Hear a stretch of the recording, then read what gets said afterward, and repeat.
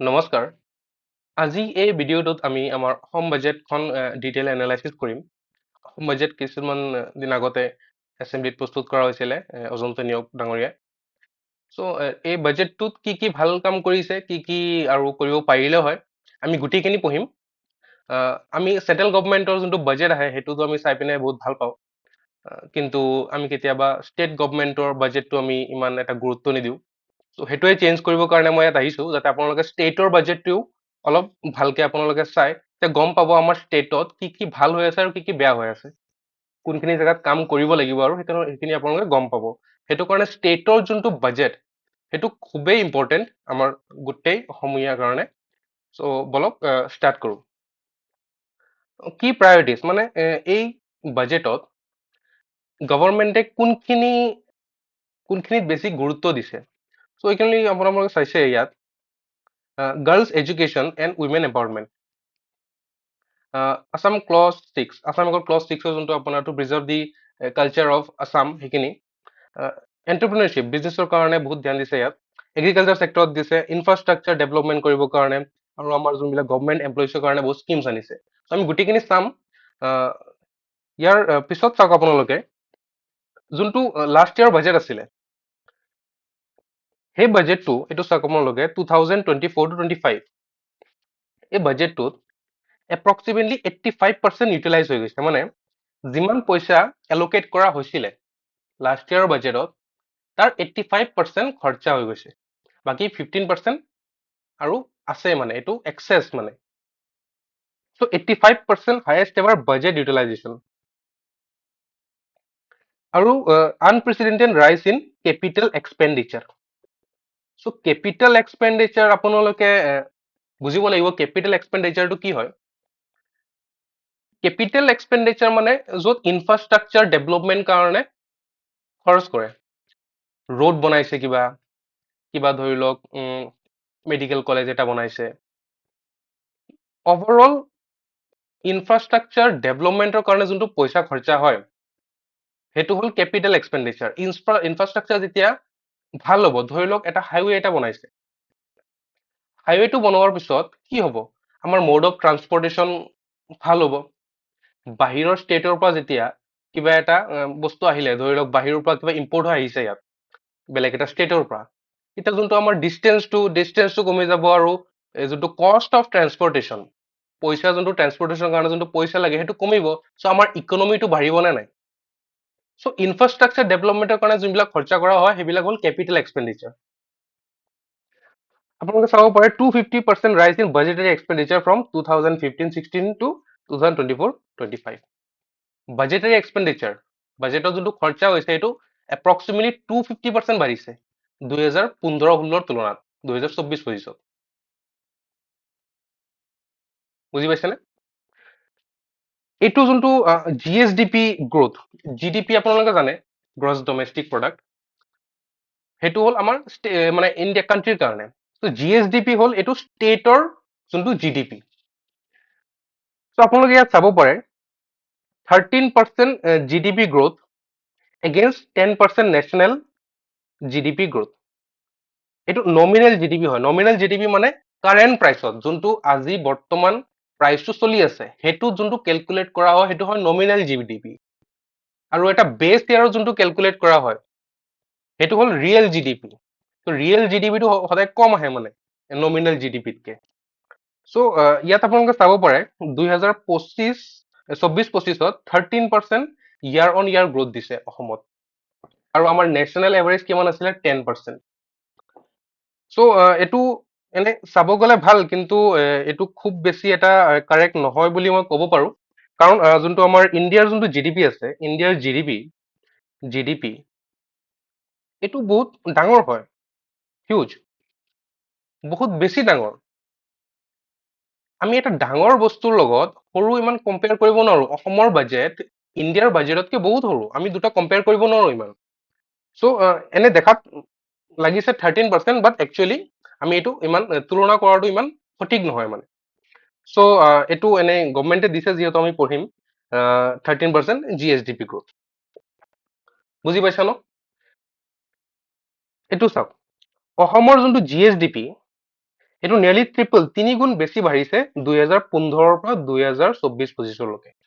ইয়াত চাব পাৰে আপোনালোকে 2,26,000 এপ্ৰক্সিমেটলি আছিলে আমাৰ GSDP 2015-16, আৰু এইটো বাঢ়ি গৈ পিনে 6,43,000 হৈ গৈছে 2024-25, আৰু এইটো আশা কৰিছো আমি আৰু বেছি বাঢ়িব 2025-26, আৰু এইটো কাৰেণ্ট প্ৰাইচ।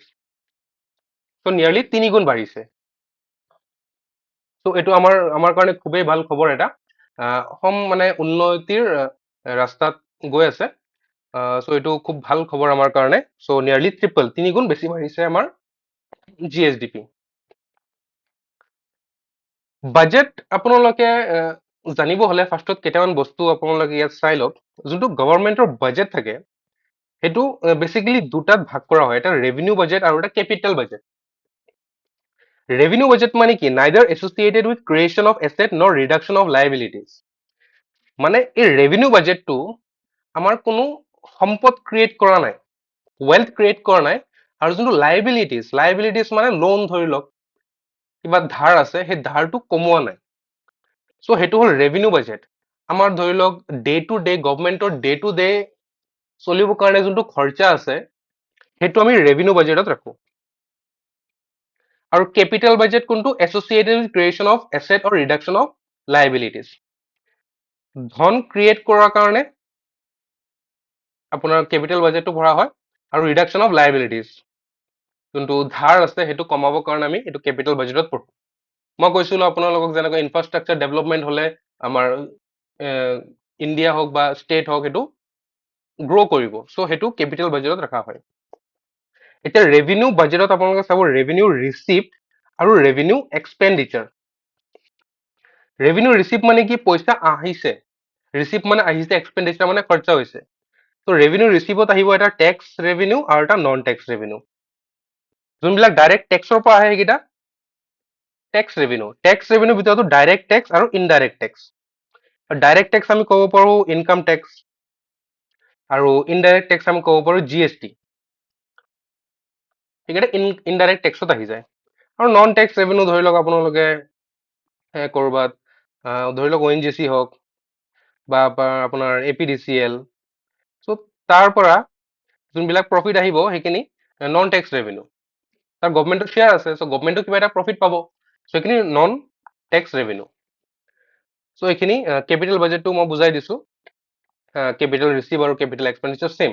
কেপিটেল যোনটো পইচা আহিব আৰু কেপিটেলত যোনটো খৰচা হ'ব সেইটো কেপিটেল এক্সপেণ্ডিচাৰ। চ' এইখিনি আপোনালোকে চাইছে। ৰেভিনিউ এক্সপেণ্ডিচাৰত কোনটো আছে? Payment of interest. লোন লৈছে, সেই লোনৰ ইণ্টাৰেষ্টটো দিব লাগিব।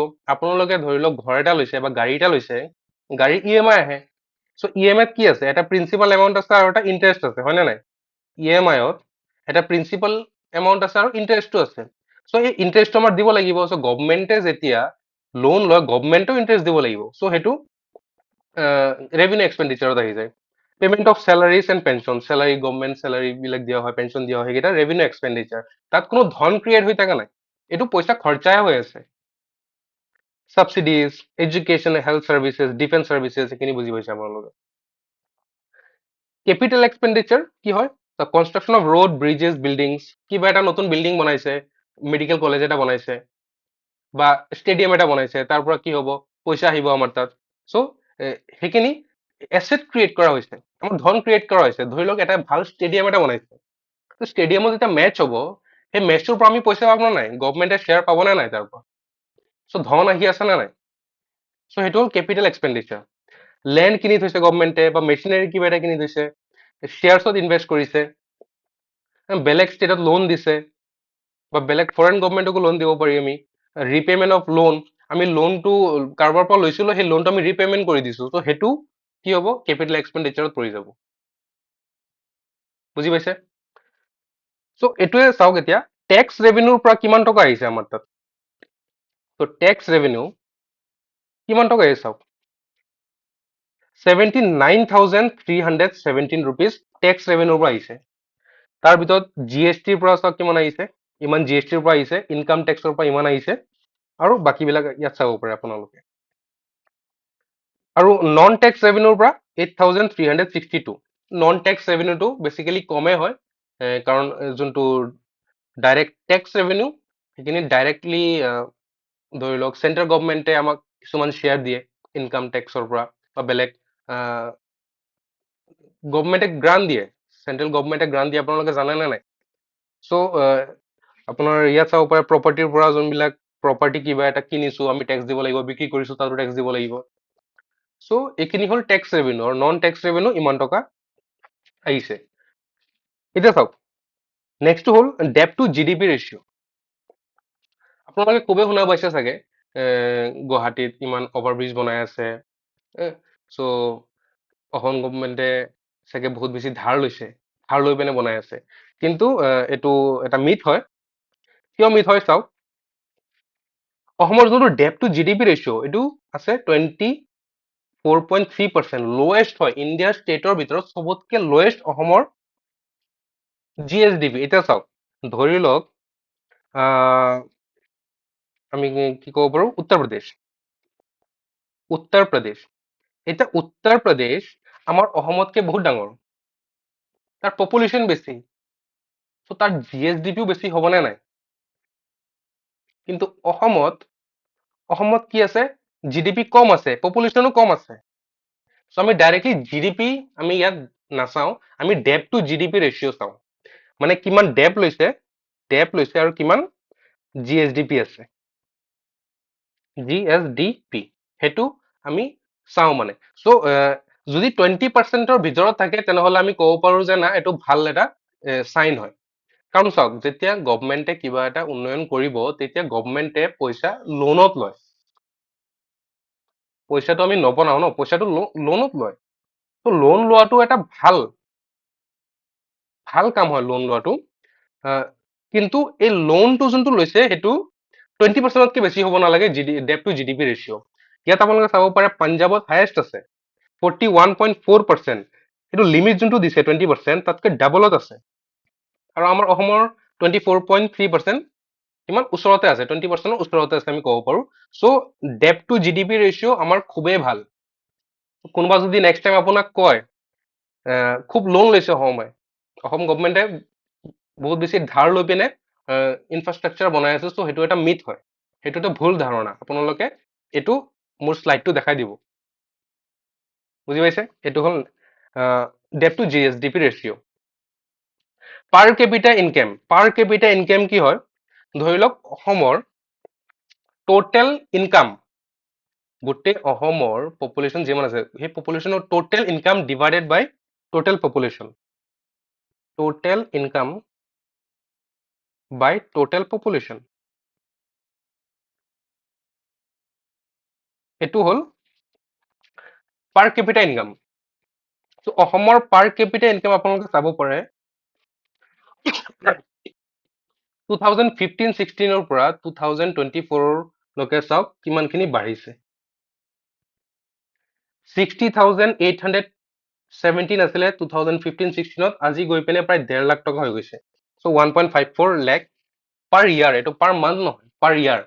চ' কোনোবা এজন মানুহ বছৰত যদি 1.5 লাখ টকাতকে বেছি আৰ্ণ কৰি আছে, তেনেহ'লে এটা এভাৰেজ অসমীয়াতকে বেছি আৰ্ণ কৰি আছে। চ' এইটো খুবেই এটা ভাল চাইন আমি ক'ব পাৰো। কিন্তু এই পাৰ কেপিটা ইনকামটো আমি কম, এইটো অসম মানে লৱেষ্টত আছে, চ' আমি এইটো পঢ়িম নেক্সট। কিন্তু যিহেতু ইয়াত ইনক্ৰিজ হৈ আছে, চ' আমি ক'ব পাৰো এটা এটা ভাল চাইন এটা। So' per capita income. Next হ'ল labour force participation and unemployment. আনএমপ্লয়মেণ্টটো আপোনালোকে চাব পাৰে ইয়াত 2020ত 9.9% আছিলে, 2024ত 7.9% হৈছে। চ' আনএমপ্লয়মেণ্টটো কমিছে। গভমেণ্টে আমাক কি কৈছিলে, 1 লাখ জব দিব। চ' এপ্ৰক্সিমেটলি জব দি পিনে আমাৰ আমি ক'ব পাৰো 1,64,000 মান জব ক্ৰিয়েশ্যন হৈছে এতিয়ালৈকে। এপইণ্টমেণ্ট যিহেতু বাকী আছে ADR এতিয়ালৈকে। লেবাৰ ফ'ৰ্চ পাৰ্টিচিপেশ্যন মানে কি, ধৰি লওক আপুনি কাম কৰিব পাৰে কিন্তু আপুনি কাম কৰা নাই। চ' এনেকুৱা বহুত মানুহ আছে কাম কৰিব পাৰে কিন্তু কাম নকৰে। চ' সেইটো হয় লেবাৰ ফ'ৰ্চ পাৰ্টিচিপেশ্যন ৰেট। চ' সেই ৰেটটো আপোনালোকে চাব পাৰে 2020ত 35% আছিলে, এতিয়া 42% হৈ গৈছে, বাঢ়িছে। মানে কি এতিয়া বেছি মানুহ কাম কৰিবৰ কাৰণে আহি আছে। So' that is labour force participation. So' budget এষ্টিমেটত আপোনালোকে চাব পাৰে টোটেল ৰিচিপ্ট কিমান হৈছিলে 2,62,913। এক্সপেণ্ডিচাৰ মানে ৰিচিপ্ট টোটেল পইচা কিমান আহিছে 2,62,913 crore। খৰচা কিমান হৈছে 2,60,959। চ' এইটো চাওক, আহিছে ইমান, খৰচা হৈছে ইমান। চ' ৰিচিপ্টটো বেছি আছে নে নাই ইয়াত? ইয়াত ৰিচিপ্টটো বেছি আছে, পইচাটো বেছি আহিছে, খৰচা কম হৈছে। চ' ইয়াত চাৰপ্লাছ বুলি কয় এইটো। পইচাটো বাঢ়িছে, কিমান বাঢ়িছে? প্ৰায় 2,000 কোটি টকা বাঢ়িছে। কিন্তু চাওক ইয়াত অপেনিং ডেফিচিট বুলি কি হয়, আমাৰ লাষ্ট ইয়াৰৰ বাজেট, এইটো ইয়াত চাওক, এইখিনি চাওক, from 1st April 2023 to 31st March, last ইয়াৰৰ যোনটো বাজেট আছিলে, সেই বাজেটটো এতিয়া খতম হৈছে, তাত অলৰেডি মাইনাছ 2,500 crore লাগি আছিলে। চ' সেইটো কাৰণে এই বাজেটটো আমাৰ চাৰপ্লাছ নহল, এইটো ডেফিচিট বাজেটে হৈছে। বুজি পাইছে? এইটো বছৰত চাব গ'লে আমাৰ চাৰপ্লাছ আছে, প্ৰায় 2,000 কোটি টকা চাৰপ্লাছ আছে। কিন্তু লাষ্ট ইয়াৰৰ বাজেটত 2,500 crore মাইনাছ লাগি আছিলে। মানে লাষ্ট ইয়াৰৰ যোনটো বাজেট, তাত এক্সেছ 2500 মানে কোটি টকা বেছি খৰচা হৈছিলে। চ' সেইটো কাৰণে এতিয়া এইটো বেলেঞ্চ কৰিব লাগিব নে নাই? চ' সেইটো কাৰণে আমাৰ ফাইনেল যোনটো ডেফিচিট আছে, এইটো 620 crore। চাৰপ্লাছ এক্সপেণ্ডিচাৰ বুজি পাইছে নে নাই? ধৰি লওক আমাৰ এক্সপেণ্ডিচাৰ যদি ৰিচিভতকে বেছি আছে, আপোনাৰ তাত 100 টকা আছে, আপুনি 110 টকা খৰচা কৰি দিছে, আপোনাৰ 10 rupees এটা নেগেটিভত লাগি গৈছে নে নাই? সেইটো আমি কি ক'ম? সেইটো ডেফিচিট। আৰু যদি ৰিচিভ বেছি আছে, আপোনাৰ তাত 100 টকা আছে, আপুনি 90 টকা খৰচা কৰিছে, আপোনাৰ তাত 10 টকা এটা বেছি আছে নাই? সেই 10 টকাটো হ'ল চাৰপ্লাছ। চ' এইখিনি বাজেটটো এষ্টিমেট হয় এইটো। কিন্তু এই বছৰৰ বাজেটটো আমাৰ ডেফিচিট বাজেটে হৈছে, চাৰপ্লাছ বাজেট হোৱা নাই, বিকজ লাষ্ট ইয়াৰৰ বাজেটৰ আমাৰ এপ্ৰক্সিমেটলি 2,500 crore এক্সেছ মানে নেগেটিভত লাগি আছিলে। এইখিনি হ'ল। চ' এইটো চাওক, অসমৰ বাজেটৰ বেচিকেলি তিনিটা থিম আছে। 2025-26 যোনটো অসম বাজেট, তাৰ থিম বিলাক কি? এটা হ'ল গ্ৰীণ বাজেট, যোনটো গ্ৰীণ ডেভেলপমেণ্ট মানে পলিউশ্যনৰ কাৰণে হওক বা গ্ৰীনাৰী কিবা সেইটোৰ কাৰণে যোনবিলাক ষ্টেপছ লৈছে, সেইখিনি গ্ৰীণ বাজেটত আহিব। জেণ্ডাৰ বাজেট, উমেন এম্পাৱাৰমেণ্টৰ কাৰণে, চাইল্ড মেৰেজ হওক, ছোৱালীবিলাকৰ সেইবিলাকৰ কাৰণে যি কাম কৰিছে, সেইখিনি জেণ্ডাৰ বাজেটত আহি যায়। চাইল্ড বাজেটত যোনবিলাক সৰু ল'ৰা ছোৱালীৰ কাৰণে কৰে, সৰু ল'ৰা ছোৱালী কি হয়, জন্ম হোৱাৰ পিছত ভেকচিনেশ্যন যোনটো চলি আছে, সেইখিনি চাইল্ড বাজেটত আহি যায়। আৰু দিব্যাং বাজেট, এইটো যোনবিলাক পাৰ্চনছ উইথ ডিচেবিলিটি, কাৰোবাৰ ধৰি লওক কাৰোবাৰ চকু নাই, অন্ধ কণা, চ' কাৰোবাৰ ভৰি নাই, সিহঁতৰ কাৰণে এইটো বাজেটত বহুত ভাল স্কিমছ ৰখা হৈছে। চ' পাৰ্চনেল ডিচেবিলিটি মানে আমি ক'লে এইটো অলপ বেয়া শুনা যায়, আমি স্পেচিয়েলি এবল্ড বুলি ক'ব লাগে। স্পেচিয়েলি এবল্ড, আমাৰ দৰে নহয়, সিহঁতে অলপ স্পেচিয়েলি এবল্ড, সিহঁতে স্পেচিয়েল, ভগৱানে সিহঁতক স্পেচিয়েলি বনাইছে, সেইটো কাৰণে স্পেচিয়েলি এবল্ড। চ' নেক্সটটো চাওক আপোনালোকে, মেজৰ কি এনাউন্সমেণ্ট কৰিছে, মেজৰ এনাউন্সমেণ্ট।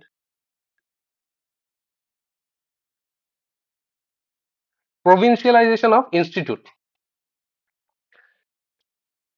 যোনবিলাক স্কুল 1 জানুৱাৰী 2006 আগত বা 1 জানুৱাৰী 2006 এষ্টাব্লিছ হৈছিলে, আৰু যোনবিলাক এতিয়ালৈকে প্ৰভিন্সিয়েলাইজ হোৱা নাই, গভমেণ্টে ৰেকগনাইজ কৰা নাই, সিহঁতে আকৌ এইটো পাৰ্মিশ্যনৰ কাৰণে, NOC কাৰণে এপ্লাই কৰিব পাৰে।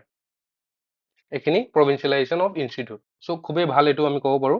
বহুত স্কুল এনেকুৱা আছে, ভেঞ্চাৰ স্কুলবোৰ প্ৰভিন্সিয়েলাইজ হোৱা নাই, চ' সেইটোৰ কাৰণে গভমেণ্টে কাম কৰি আছে। চাওক, যোনটো ডিব্ৰুগড় পলিটেকনিক আছে, পলিটেকনিকটো এতিয়া ফুল ইঞ্জিনিয়াৰিং কলেজত ট্ৰেন্সফৰ্ম কৰিব। আৰু প্ৰটন থেৰাপি চেণ্টাৰ আপোনালোকে গম পায়নে? যোনটো কেঞ্চাৰৰ কাৰণে মানে এটা therapy centre, proton therapy centre বনাব। এইটো আমাৰ ষ্টেটত চাগে এইটো নৰ্থ ইষ্টত এটাই হয়, আৰু গোটেই অল অভাৰ ইণ্ডিয়াত এইটো 3rd নম্বৰ হয়। ইয়াত চাওক লিখা আছে, this will be the first such facility in eastern India and 3rd in India. So government cancer ৰিচাৰ্চৰ কাৰণে কেঞ্চাৰ পেচেণ্টৰ কাৰণে খুবেই ভাল মানে এইটো কামটো কৰি আছে। আৰু যোনটো টাটাইও কৈছে কেঞ্চাৰ ইনষ্টিটিউট এটা খুলিব ইয়াত। চ' কেঞ্চাৰৰ কাৰণে আমি ক'ব পাৰোঁ খুব ভাল কাম হৈ আছে। কাৰণ আমাৰ কি হয় এতিয়া কেঞ্চাৰ যোনবিলাক পেচেণ্ট হয় অসমৰ, সিহঁতে বাহিৰত যাব লগা হয় ট্ৰিটমেণ্টৰ কাৰণে। যাতে সেইটো নহয় এতিয়া গভমেণ্টে ট্ৰাই কৰি আছে অসমৰ ভিতৰতে কেঞ্চাৰ এটা ইনষ্টিটিউট খুলিবৰ কাৰণে, প্ৰটন থেৰাপি চেণ্টাৰ। আপোনালোকে GMC যোনটো কেঞ্চাৰ হস্পিটেলটো আপোনালোকে চাইছেই। নেক্সটটো হ'ল BTRS economic corridor, BTR Bodoland territorial region. তাত কি কৰিছে চাওক, ভূটান, বড়োলেণ্ড, বে অফ বেংগল, এই তিনিটা B3 কৰিডৰ বুলি কয়। B3 কৰিডৰ এটা কৰিডৰ টাইপ বনাব, মানে ৰাস্তাৰ নিচিনা কৰিডৰ বনাব। কিহৰ কাৰণে? লজিষ্টিক মানে ধৰি লওক এতিয়া ভূটানৰ পৰা যদি কিবা আমাৰ ইণ্ডিয়াত ট্ৰান্সপৰ্ট মানে কৰিব লাগে, ভূটানৰ পৰা ইম্পৰ্ট কৰিব লাগে, বা আমি ভূটানত এক্সপৰ্ট কৰিব লাগে, চ' ভূটান, বড়োলেণ্ড আৰু বে অফ বেংগলত এই জইন হৈ পিনে মানে আপোনাৰ বড়োলেণ্ডৰ পৰা জইন হৈ পিনে ভূটানলৈকে যাব এই কৰিডৰটো, যাতে আমাৰ যোনটো লজিষ্টিক হয় লজিষ্টিকটো ভালকে অনা নিয়া কৰিব পাৰোঁ আমি। এইখিনি হ'ল। আৰু চাওক, হেল্থ কেয়াৰৰ কাৰণে খুবেই ভাল কাম কৰিছে। 14টা মেডিকেল কলেজ আছিলে, এতিয়া 7টা মেডিকেল কলেজ আছিলে, এতিয়া 14টা মেডিকেল কলেজ হৈ গৈছে।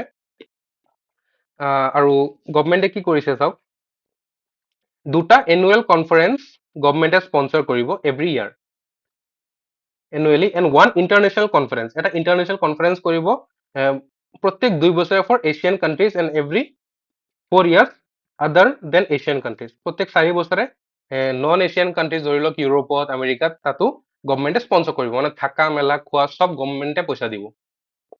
তো আমি ক'ব পাৰোঁ ডক্টৰৰ কাৰণে খুবেই ভাল এটা স্কিম আনিছে, এইটো এনাউন্সমেণ্ট কৰিছে গভমেণ্টে। নিযুত মইনা আঁচনি, এইটো খুবেই ভাল এটা স্কিম হয়। ইয়াত কি হয়, 10 লাখ ছোৱালীবোৰক ফাইনেন্সিয়েল গ্ৰেণ্ট দি হ'ব as admission incentive for higher education. Higher এডুকেশ্যনৰ কাৰণে এইটো গভমেণ্টে ছোৱালীবোৰক অলপ মান্থলি চিষ্টেমত কিবা এটা টকা দিব। কাৰণ কি হয়, আমাৰ অসমত বা গোটেই অল অভাৰ ইণ্ডিয়াত ছোৱালীবোৰক ইমান পঢ়িব দিয়া নহয়। মেট্ৰিক পাছ কৰিলে চাইল্ড মেৰেজ কৰি দিয়ে, বা হাই ছেকেণ্ডেৰী পাছ কৰি পিনেও বহুতক বিয়া পতাই দিয়ে। চ' সেইটো যাতে নহয়, গভমেণ্টে ট্ৰাই কৰিছে ছোৱালীবোৰক বেছিকে স্কুলত আনিবৰ কাৰণে, বা কলেজত গ্ৰেজুৱেশ্যন আনিবৰ কাৰণে, পষ্ট গ্ৰেজুৱেশ্যনত আনিবৰ কাৰণে, সেইটো গভমেণ্টে খুবেই ভাল এটা আপোনাৰ ইয়াত স্কিম এটা লঞ্চ কৰিছে। যোনবিলাক ক্লাছ 11 মেট্ৰিক পাছ কৰি যোনে ক্লাছ 11ত জইন কৰিব, এডমিশ্যন ল'ব, সিহঁতক 10,000 টকা এটা গ্ৰেণ্ট দিব, বা পাৰ মান্থ 1,000কে দিব পাৰে। আৰু যোনবিলাক গ্ৰেজুৱেশ্যন ফাৰ্ষ্ট ইয়াৰত হ'ব, সিহঁতক 12,500 টকা। আৰু যোনে পষ্ট গ্ৰেজুৱেশ্যন ল'ব ছোৱালীবোৰক, সিহঁতক বছৰত 15,000 টকা এটা ওৱান টাইম ফাইনেন্সিয়েল এছিষ্টেণ্ট বুলি ক'ব পাৰি, সেইটো দিব গভমেণ্টে। চ' সেইটো খুবেই ভাল। ইয়াত কি হ'ব, এইটোৰ কাৰণে আপোনাৰ যোনবিলাক ড্ৰপ আউট যোনবিলাক আছে, ছোৱালীবোৰ ড্ৰপ আউট কৰি দিয়ে, ড্ৰপ আউট। চ' ড্ৰপ আউটটো কমি যাব। আৰু ছোৱালীবোৰে বেছি পঢ়া শুনা যেতিয়া কৰিব, তেতিয়া আমাৰ গ্ৰ'থৰ কাৰণে এইটো ভাল। কাৰণ তেতিয়া জেণ্ডাৰ ইকুৱেলিটি আহিব। যিমান মেন আছে, সিমান যদি উইমেনো থাকে লেবাৰ ফৰ্চত, তেতিয়া আমাৰ কি হ'ব, অসমখনক গ্ৰ'থ কৰিব। চ' সেইটো আমি উইমেন এম্পাৱাৰমেণ্ট বুলিও ক'ব পাৰোঁ। নেক্সটটো হ'ল চিফ মিনিষ্টাৰ জীৱন প্ৰেৰণা। এইটো চাওক, 2,500 per month to graduate passing out in 2025। এতিয়া চাওক, কিছুদিন আগতে আমাৰ CM ডক্টৰ হিমন্ত বিশ্ব শৰ্মা ডাঙৰীয়াই কৈছিলে, যোনবিলাক গ্ৰেজুৱেট হয়, পাছ কৰি ওলোৱাৰ পিছত সিহঁতে লগে লগে চাকৰি পাই নাযায়। চ' সেইটো কাৰণে গভমেণ্টে 1 বছৰৰ কাৰণে প্ৰত্যেক মাহে মাহে 2500 টকা দিব, যাতে সিহঁতে ধৰি লওক কোনোবা গ্ৰেজুৱেশ্যন কৰি পিনে কিবা এটা গভমেণ্ট এক্সামৰ কাৰণে প্ৰিপেৰেশ্যন কৰে, APSC দিয়ে, বা বেলেগ বেলেগ যেনেকৈ এতিয়া ADRE চলি আছে, যাতে ঘৰৰ পৰা পইচা খুজিব নালাগে, সেইটো কাৰণে গভমেণ্টে কিবা এটা এছিষ্টেণ্ট দিব সেই গ্ৰেজুৱেট ফৰ 1 year, 1 বছৰৰ কাৰণে দিব। আৰু ধৰি লওক চাকৰি পাই গৈছে, তেতিয়া মানে এইটো বন্ধ কৰি দিব। ত' এইখিনি হ'ল। আৰু এছিষ্টেণ্ট অফ 50,000 ফৰ দিব্যাং ৰিচাৰ্চ স্কলাৰ, যোনবিলাক স্পেচিয়েলি এবল্ড পাৰ্চন, সিহঁতে যদি PhD কৰিব বিচাৰে, ৰিচাৰ্চ স্কলাৰ কৰিব বিচাৰে, চ' সিহঁতক 50,000 টকা এটা ওৱান টাইম এছিষ্টেণ্ট দিয়া হ'ব। চ' এইটো খুবেই ভাল এটা খবৰ। আৰু যোনটো ইলেক্ট্ৰিচিটি, ইলেক্ট্ৰিচিটি ছাবচিডি দিব 300 কোটি টকা। মানে কি আমাৰ যোনটো ইউনিট আছে সেই ইউনিটটোত 1 টকাকে বৃদ্ধি হ'ব। চ' সেইটো ইলেক্ট্ৰিচিটিৰ কাৰণে কাম কৰিছে। নেক্সট এইটো চাওক, এনকাৰেজিং উইমেন এণ্টাৰপ্ৰিনাৰ্ছ, মুখ্যমন্ত্ৰী মহিলা উদ্যমিতা অভিযান। আপোনালোকে জানে self help group, self help group, self help group. So' উইমেনৰ যোনটো চেল্ফ হেল্প গ্ৰুপ থাকে, চ' বহুতে কি কৰে, চেল্ফ হেল্প গ্ৰুপৰ ভিতৰতে কিবা এটা বিজনেছ কৰিব বিচাৰে, কিন্তু সেই টকা নাই বিজনেছ কৰিবৰ কাৰণে। সেইটো কাৰণে গভৰ্ণমেণ্টে কি কৰিছে, এটা 10,000 টকা ওৱান টাইম এছিষ্টেণ্ট এটা দিব, যাতে সিহঁতে বিজনেছ কৰিব পাৰে এণ্টাৰপ্ৰিনাৰশ্বিপৰ কাৰণে। এজ এ চিড কেপিটেল, মানে 10,000 টকা এটা এছিষ্টেণ্ট দিয়া হ'ব বিজনেছ কৰিবৰ কাৰণে, চেল্ফ হেল্প গ্ৰুপক। বুজি পাইছে? আৰু মই কৈছিলো আপোনাক 1,60,596 জব এতিয়ালৈকে হ'ব, মানে 1,90,000 জব দি দিছে, আৰু এইখিনি পষ্টিং হোৱাৰ পিছত 1,60,596 জব এতিয়ালৈকে আমাৰ অসমৰ ইউথে পাব, মানে পাইছে। হ'ল। অৰুণোদয় 3.0, এইটো খুব এটা ভাল আপোনাৰ স্কিম। এইটো চাওক, অৰুণোদয় কোনে কোনে পাব, যোনবিলাক ধৰি লওক ডিভৰ্চড বা আনমেৰিড, কিন্তু এই আনমেৰিডক 45 ইয়াৰ্ছৰ ওপৰত হ'ব লাগিব। আপোনালোকে এইটো ক'ব নোৱাৰে যে মোৰ 25 বছৰ হৈছে, মোৰ বিয়া দি দিয়ক, মানে বিয়া হোৱা নাই, আপোনালোকে মোক অৰুণোদয় 3 দিয়ক। এইটো নহয়, 45 ইয়াৰ্ছৰ ওপৰত হ'ব লাগিব আৰু আনমেৰিড হ'ব লাগিব, তেতিয়া অৰুণোদয় স্কিমটো আপোনালোকে এপ্লাই কৰিব পাৰিব। আৰু ডিফাৰেনেবল উইল গেট প্ৰায়ৰিটি। আৰু ট্ৰেন্সজেণ্ডাৰৰ কাৰণে ইয়াত অৰুণোদয় 3 খুব ভাল এটা স্কিম দিয়া হৈছে। So' increase to 37.2 lakh in full year 25 to 26। বুজি পাইছে? চ' অৰুণোদয় 3.0 খুব এটা ভাল আপোনাৰ স্কিম উইমেন এম্পাৱাৰমেণ্টৰ কাৰণে। চ' এতিয়া এইখিনি হ'ল মেইন বাজেটৰ কথাখিনি। আমি গম পাওঁ, আপোনালোকে জানে চাগে, নীতি আয়োগে এটা মানে ৰিপৰ্ট পাব্লিছ কৰে, SDG ৰিপৰ্ট বুলি কয় এইটোক, ছাষ্টেইনেবল ডেভেলপমেণ্ট গ্ৰোথ। মানে কি, ষ্টেট হওক বা ইণ্ডিয়া হওক, কোনখিনি জেগাত কাম কৰিব লাগিব সেইখিনি মানে ৰেংক দিয়ে, মানে সেই ৰিপৰ্টটোত ৰেংক দিয়ে। আপোনালোকে চাৰ্চ কৰিব পাৰিব, নীতি আয়োগ ৰিপৰ্ট, SDG ৰিপৰ্ট 2000, এতিয়া লেটেষ্টটো আছে 2024ত। চ' আমি কি কৰিম এতিয়া, এই যোনটো ছাষ্টেইনেবল ডেভেলপমেণ্ট গ্ৰোথ, এই গ্ৰোথৰ একচুৱেলি এইটো টাৰ্গেটটো 2030লৈকে টাৰ্গেট থাকে, মানে 2030ৰ ভিতৰত কেইটামান গ'লছ থাকে। সেই গ'লছটোৰ লগত আমি এতিয়া কম্পেয়াৰ কৰিম যে অসম বাজেটত কি কি চিমিলাৰিটি বস্তু আনিছে। চ' যেনেকুৱা আপোনালোকে ছাষ্টেইনেবল ডেভেলপমেণ্ট গ্ৰোথ আপোনালোকে চাব, ইয়াত no' poverty, zero' hunger, good health, health কেয়াৰৰ, education, gender equality, women empowerment, এইবিলাক। চ' এইখিনি হ'ল ছাষ্টেইনেবল ডেভেলপমেণ্ট গ্ৰোথ। চ' গ'ল ৱাইজ এলোকেশ্যন আপোনালোকে ইয়াত চাব পাৰে, আপোনাৰ পজ কৰি এইটো চাই ল'ব, ন' পভাৰ্টিৰ কাৰণে কিমান কোটি টকা দিয়া হৈছে, জিৰ' হাংগাৰ, হেল্থ কেয়াৰৰ কাৰণে কিমান দিয়া হৈছে, কোৱালিটি এডুকেশ্যনৰ কাৰণে। চ' এইটো আপোনালোকে চাই ল'ব, এইটো মানে কি হয়, গ'ল ৱাইজ এলোকেশ্যন কৰা হৈছে এইটো। চ' এইটো চাওক, এডুকেশ্যন, স্পৰ্ট, আৰ্ট, কালচাৰ ইমান টকা দিয়া হৈছে, হেল্থ এণ্ড ফেমিলি ৱেলফেয়াৰৰ কাৰণে ইমান টকা, ইমান কোটি টকা। চ' এইটো আপোনালোকে পজ কৰি চাই ল'ব। এইকেইটা হ'ল ফ্লেগশ্বিপ স্কিমছ। চ' কেতিয়াবা আপোনাৰ APSCত বা আপোনাৰ যোনবিলাক এক্সাম আছে, এক্সামত ফ্লেগশ্বিপ স্কিমছৰ কথা সুধিব পাৰে। চ' ইয়া হ'ল 18টা ফ্লেগশ্বিপ স্কিমছ, 18টা। চ' 18টা আপোনালোকে কি কৰিব, এইটো চাওক, উইমেন এম্পাৱাৰমেণ্টৰ কাৰণে অৰুণোদয় 3, পিছত 3.0 মুখ্যমন্ত্ৰী মহিলা উদ্যমিতা অভিযান, পিছত কি মুখ্যমন্ত্ৰী নিযুত মইনা ছোৱালীৰ কাৰণে, প্ৰভিঞ্চিয়েলাইজেশ্যন অফ স্কুল, এইটো এডুকেশ্যনৰ কাৰণে। মানে কি কৰিছে, চেল্ফ হেল্প গ্ৰুপ, মানে কি কৈছো, চৰি, আপোনাৰ এইটো এইটো চাওক, sustainable development growth, sustainable development গ্ৰোথৰ লগত এইটো কম্পেয়াৰ কৰিছে আমাৰ এই বাজেটটো। চ' এইটো আপোনালোকে চাব পাৰিব, এক্সামৰ কাৰণে খুবেই ইম্পৰ্টেণ্ট এইটো। চ' এতিয়া আপোনালোকে চাওক, কোনখিনি ছেক্টৰত অসমে আৰু কাম কৰিব লাগিব।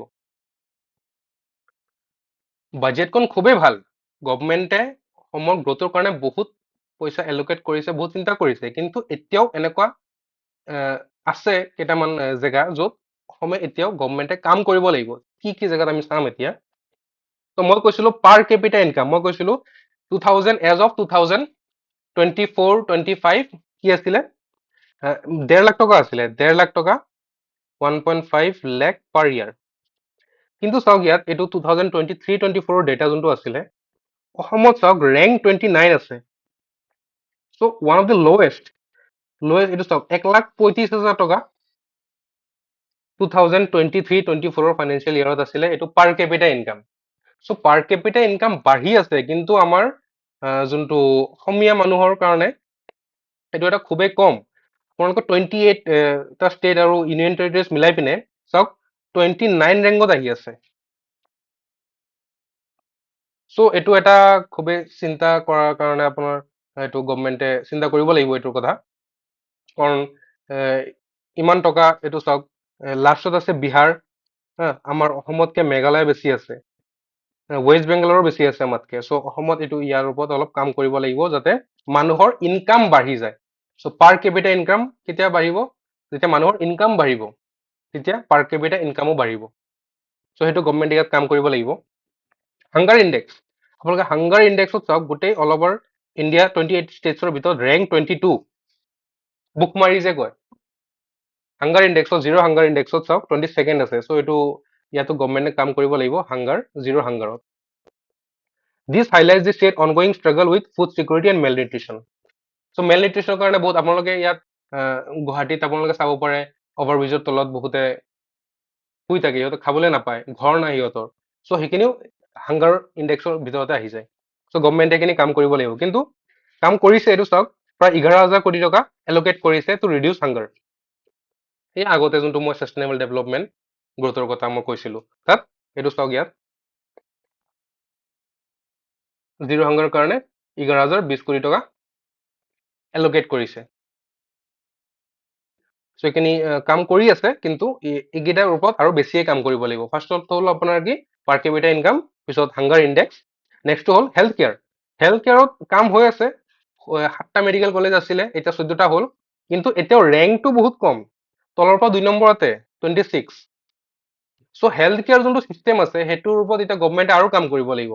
আপোনালোকে গাঁৱত যাবচোন, যোনবিলাক একদম টিয়াৰ 3, টিয়াৰ 4, সেইকেইটা গাঁৱত আপোনালোকে গৈ কেতিয়াবা চাবচোন, যোনবিলাক হস্পিটেল থাকে, তাত ডক্তৰ নাথাকে, ডক্তৰক পোৱা নাযায় তাত। ত' তাত হেল্থ কেয়াৰ চিষ্টেমটো গুৱাহাটীত চাব গ'লে ভাল, চিটি টিয়াৰ 1, টিয়াৰ 2 চিটিত ভাল, কিন্তু যেতিয়া আপোনালোকে গাঁৱৰ লেভেলত যাব, ভিলেজ লেভেলত, এই হেল্থ কেয়াৰ চিষ্টেমটো কমি গৈ আহি থাকে।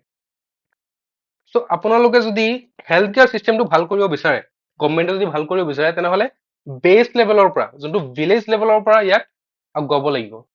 আজি গাঁৱত কিবা এটা ধৰি লওক, কাৰোবাৰ কিবা এক্সিডেণ্ট হৈছে বা বেলেগ কিবা বেমাৰ হৈছে, সিহঁতে গাঁৱত চিকিৎসা নকৰে, সিহঁতে গুৱাহাটী GMCত লৈ আহে, বা আপাৰ আছামৰ এইফালে Dibrugarh medical college, Assam medical college. কিন্তু চবৰ কাৰণে এই ট্ৰেভেল কৰাটো পচিবল নহয়, কিমান 100-200 কিলোমিটাৰ দূৰৰ পৰা আহে। চ' যাতে তলৰ লেভেলতো ভাল চিকিৎসা হয়, গভমেণ্টে সেইটো কাম কৰিব লাগিব। সেইটো কাৰণে চাওক 1570 কোটি টকা দিছে, কিন্তু এইটো ইমানখিনি দি নহ'ব চাগে, আৰু বেছি এলকেট কৰিব লাগিব, তেতিয়া আপোনাৰ হেল্থ কেয়াৰ চিষ্টেমটো ভাল হ'ব। বুজি পাইছে? চ' কোৱালিটি এডুকেশ্যন ছেম, চাওক ৰেংকটো বহুত কম আছে। এইটো চাওক, এইটো ৰিপৰ্টটো আপোনালোকে নীতি আয়োগত পাই যাব। নীতি আয়োগৰ অফিচিয়েল ৱেবছাইটৰ পৰা মই ডেটাখিনি মই ডাউনলোড কৰিছো, মই নিজৰ ফালৰ পৰা কোৱা নাই একো। চ' আপোনালোকে এইটো নাভাবিব মই গভৰ্ণমেণ্টক মই বেয়া পাওঁ, মই গভৰ্ণমেণ্টক বেয়া নাপাওঁ, গভৰ্ণমেণ্টে কোনখিনি জেগাত কাম কৰিব লাগে মই সেইখিনিয়ে কৈ আছো। আৰু যোনবিলাক আমাৰ জনতা আছে, সিহঁতৰ কাৰণে মানে মই ইনফৰমেশ্যনটো দিব বিচাৰিছো যে আমাৰ যোনটো এডুকেশ্যন আছে, কোৱালিটি অফ এডুকেশ্যন, আপোনালোকে লোৱাৰ লেভেলত যাবচোন, গভমেণ্ট স্কুলত যাব, তাত পঢ়া শুনা হয়নে ভালকে আপোনালোকে নিজে চাব। চ' 25 এইটো এটা খুবেই মানে বেয়া কথা। আৰু অল অভাৰ ইণ্ডিয়া 28টা ষ্টেটৰ ভিতৰত যদি ৰেংক আমাৰ 25 হয় এডুকেশ্যন ডিপাৰ্টমেণ্টত, এইটো প্ৰাইমেৰী স্কুল লেভেলৰ কথা কৈ আছো মই। স্কুল লেভেলত যদি ষ্টুডেণ্ট ভাল নহয়, ওপৰত গৈ পিনে সিহঁতে আৰু মানে সেই কোপ আপ কৰিব নোৱাৰে। চ' গভৰ্ণমেণ্টে কি কৰিব লাগিব, এই তলৰ লেভেলৰ যোনটো LP স্কুল, ME স্কুল, হাই স্কুল, সেইকেইটা আগতে ভাল কৰিব লাগিব, কোৱালিটি অফ এডুকেশ্যন ইম্প্ৰুভ কৰিব লাগিব, তেতিয়াহে আমাৰ ষ্টেটটো গ্ৰ' কৰিব। চ' মই আপোনালোকক অনুৰোধ জনাইছো যে আপোনালোকে এইটো বেয়া ধৰণত নল'ব। আপোনালোকে এইটো এনেকে ভাবক যে এইখিনি জেগাত কাম কৰিলে আমাৰ অসমৰ উন্নতিহে হ'ব। চবেই এই কথাটো ক'ব নিবিচাৰে। বাজেটত ঠিক আছে এলকেট কৰিছে, এইটো চাওক 7,741 crore এলকেট কৰিছে, কিন্তু পইচা এলকেট কৰিলেও আপোনাৰ গ্ৰাউণ্ড লেভেলত গৈ কামটো হ'ব লাগিব। চ' সেইটো আপোনালোকে বুজিব ট্ৰাই কৰিব। নেক্সট হ'ল জেণ্ডাৰ ইকুৱেলিটি। এইটো চাওক জেণ্ডাৰ ইকুৱেলিটিত আপোনাৰ ৰেংক 25। ত' খুবেই এইটো কি ক'ম, ইমান এটা ভাল ৰেংক নহয় এইটো। জেণ্ডাৰ ইকুৱেলিটি মানে কি, এতিয়া ধৰি লওক আমাৰ ঘৰত আপোনালোকে জানে, আপোনালোকৰ ঘৰতো আপোনাৰ মা কি হয়, মেক্সিমাম হাউচ ৱাইফে হয়। লেবাৰ ফৰ্চ পাৰ্টিচিপেশ্যনত উইমেনৰ ৰেটটো বহুত কম আছে, নাম্বাৰ বহুত কম। চ' উইমেনৰ নাম্বাৰ যদি আমি বঢ়াই দিওঁ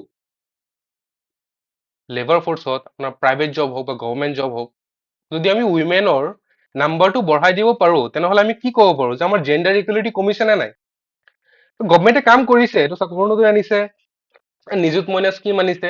চ' গভমেণ্টে কাম কৰি আছে। মই এইটো কোৱা নাই যে গভমেণ্টে কাম কৰা নাই, গভমেণ্টে কাম কৰি আছে, কিন্তু আৰু ভালদৰে কাম কৰিব লাগিব যাতে এই ৰেংকটো অলপ ওপৰত উঠি যায়। বুজি পাইছে? So' promoting women's empowerment, equal pay দিব লাগিব। মাইকী মানুহক ইকুৱেল পে দিব লাগিব। মতা মানুহে যিমান টকা পায় মাইকী মানুহক সিমানে দিব লাগিব। Better access to education. So' এইটো কাৰণে নিযুত মইনা স্কিম গভমেণ্টে আনিছে, খুবেই ভাল স্কিম আনিছে এইটো, যাতে ছোৱালীবোৰ মানে এডুকেশ্যনৰ পৰা ড্ৰপ আউট নহয়। ছোৱালীবোৰ যেতিয়া পঢ়িব তেতিয়াহে মেনৰ লগত ইকুৱেল হ'ব, হয়নে নাই? ত' গভমেণ্টে কাম কৰি আছে, কিন্তু এইটোত আৰু গভমেণ্টে আৰু গুৰুত্ব বেছি দিব লাগিব ইয়াত। ত' decent work and economic growth. Economic গ্ৰোথত চাওক আপোনালোকে ৰেংক 23, কিন্তু গভমেণ্টে কাম কৰিছে। ৰেংক 23 হ'লেও গভমেণ্টে কাম কৰিছে। যেনেকুৱা আমাৰ এতিয়া ৰিচেণ্টলি গ'ল এডভান্টেজ আছাম 2.0, হয়নে নাই? ইয়াত বহুত ইনভেষ্টমেণ্ট আহিছে, ইনফ্ৰাষ্ট্ৰাকচাৰ এতিয়া ডেভেলপ হ'ব, ইকনমিক গ্ৰোথ হ'ব নে নাই? বাহিৰৰ পৰা যেতিয়া ইয়াত বাহিৰৰ কোম্পানীবোৰ আহি যেতিয়া ইনভেষ্ট কৰিব, তেতিয়াহে ইকনমিক গ্ৰোথ হ'ব। কিন্তু এতিয়া ৰেংকটো খুব কমে আছে আমাৰ। কিন্তু এতিয়া চাওক গোটেই ইণ্ডিয়াখনত এতিয়া আমাৰ অসমখনতে কোম্পানীবোৰ বেছি চাই আছে ইনভেষ্ট কৰিবৰ কাৰণে। চ' সেইটো কাৰণে এডভান্টেজ আছাম আমাৰ ডক্টৰ হিমন্ত বিশ্ব শৰ্মা ডাঙৰীয়াই খুব ভাল, মই ক'ব পাৰো, ইয়াত এইটো লঞ্চ কৰিছে। বেলেগ বেলেগ আহিছিল ইয়াত কোম্পানীবোৰ, মই নিজেও গৈছিলো, খুব ভাল লাগিছিল গৈ পিনে। বহুত ডাঙৰ ডাঙৰ কোম্পানী আহিছিল, টাটা, ৰিলায়েন্স আপোনালোকে জানে, বেদান্তা গ্ৰুপ, সিহঁতে ইনভেষ্ট কৰিব। ঠিক আছে, চ' এইখিনি বুজি পাইছে ন? Decent work and economic growth. ইনফ্ৰাষ্ট্ৰাকচাৰত চাওক, ইনফ্ৰাষ্ট্ৰাকচাৰত 23। চ' চেম বস্তু কৈছিলো, ইনফ্ৰাষ্ট্ৰাকচাৰটো ডেভেলপমেণ্ট কৰিব লাগিব। কাম হৈ আছে।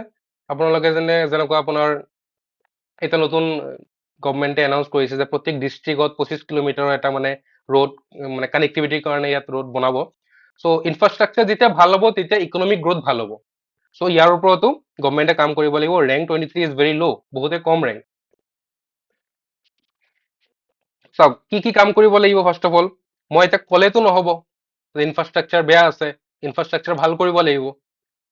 মই ক'লেতো নহ'ব, এতিয়া মই এইটোও ক'ব লাগিব কি কি জেগাত কাম কৰিব লাগিব। আপোনালোকে কৰিব লাগিব, চাওক ষ্টাৰ্টআপৰ কাৰণে। ষ্টাৰ্টআপৰ কাৰণে মই গভমেণ্টে কি কৰিছিলে, আত্মনিৰ্ভৰ অসম যোনটো, তাত গভমেণ্টে এটা এচিষ্টেণ্ট দিছিলে, পইচা দিছিলে। সেইটো কাৰণে আমি ক'ব পাৰো এণ্টাৰপ্ৰিনাৰশ্বিপ মানে ভাল হৈছে। পইচা পালে তেতিয়া বিজনেছ কৰিবৰ কাৰণে ইজি হ'ব। ত' সেইটো কাৰণে আমি ক'ব পাৰো ইনফ্ৰাষ্ট্ৰাকচাৰ ডেভেলপমেণ্ট হৈ আছে, কিন্তু আৰু কাম কৰিব লাগিব। চ' এইটো বাজেটত চাওক প্ৰায় কিমান, 16,213 কোটি টকা ইয়াত ইণ্ডাষ্ট্ৰিয়েলাইজেশ্যন আৰু ইনফ্ৰাষ্ট্ৰাকচাৰ ডেভেলপমেণ্টৰ কাৰণে এলকেট কৰা হৈছে। চ' কাম হৈ আছে, কিন্তু আৰু বেছি ইয়াত গুৰুত্ব দিব লাগিব গভমেণ্টৰ। চ' ইমানখিনি আছে আমাৰ অসম বাজেটৰ। মই ইয়াৰ ভালখিনিও কৈছো, মই ইয়াৰ প্ৰ'জখিনিও কৈছো, ইয়াৰ কনছখিনিও কৈছো মই। চ' ক'ত কাম হৈ আছে ভাল, ক'ত কাম হোৱা নাই সেইখিনিও কৈছো মই, ক'ত কাম আৰু ভাল কৰিব লাগিব। চ' আপোনালোকে চাবৰ কাৰণে ধন্যবাদ। মোৰ নাম শামীম আখতাৰ, শামীম আখতাৰ। আপোনালোকে চাই আছে আছাম ল' এণ্ড গভৰ্ণেন্স। নেক্সট ভিডিঅ'ত লগ পাম। Thank you. ধন্যবাদ।